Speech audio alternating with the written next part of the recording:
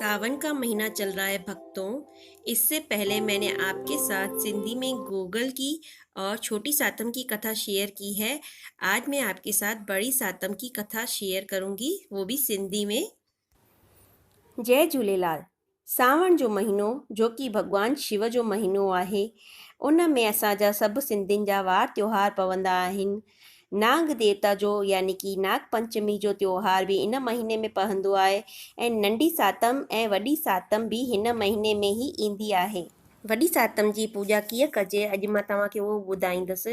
हिकिड़े ॾींहुं पहिरीं राति जो मिठी मानियूं ठाहिजनि ऐं खटो भतु ठाहिजे यानी ॾहीअ वारा चांवर ठाहिजनि ऐं उन खां पोइ राति जो चुल्ह खे थधो कजे ऐं सुबुह जो उथी करे अखड़ियूं खणी माता जो ध्यानु धरे करे अखियुनि ते 7 दफ़ा घुमाइबो आहे।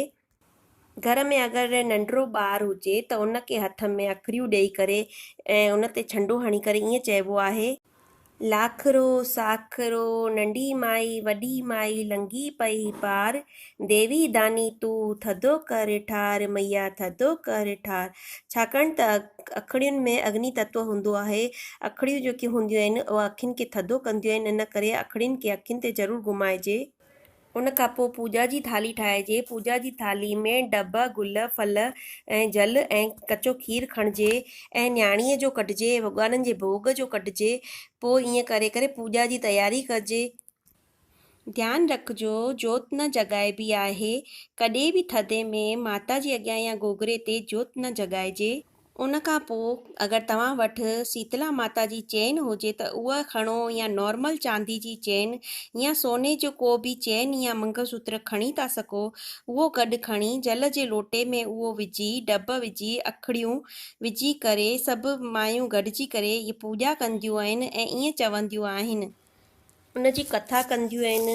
2 ॾेराणियूं हुयूं, उहे मिली करे थधो पियूं ठाहिनि त नंढी ॾेराणी जो बालक नंढो हो जेको रोइण लॻो त वॾी ॾेराणीअ चयईंसि त वञ तूं वञी करे ॿार खे संभाल।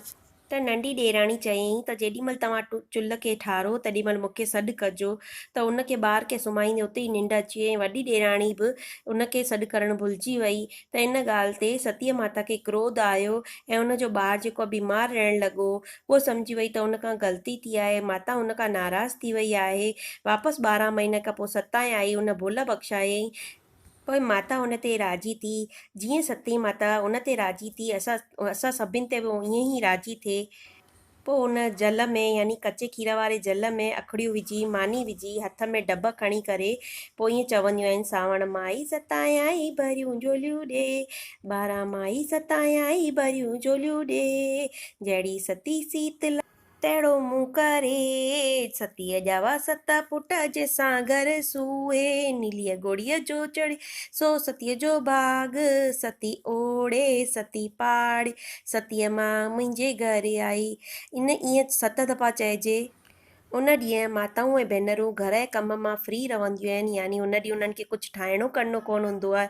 छाकाणि त थधो हूंदो आहे त सभु जे मायूं गॾिजी करे घुमणु फिरणु वेंदियूं आहिनि, पते रांदि कंदियूं आहिनि। त इहा हुई असांजी वॾी सतां जी कथा जी कहाणी।